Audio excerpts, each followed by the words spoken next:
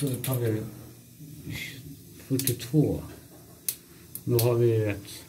Ja, då har vi marginal. Ja, då har vi 1, 2, 3, 4, 5, 6, 7 centimeter fritt för inspektionsluckan.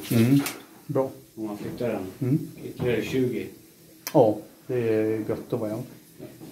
Så då har du inga problem att montera en ordentlig kommod och grejer här? Nej, det blir gött om plats där. Bra.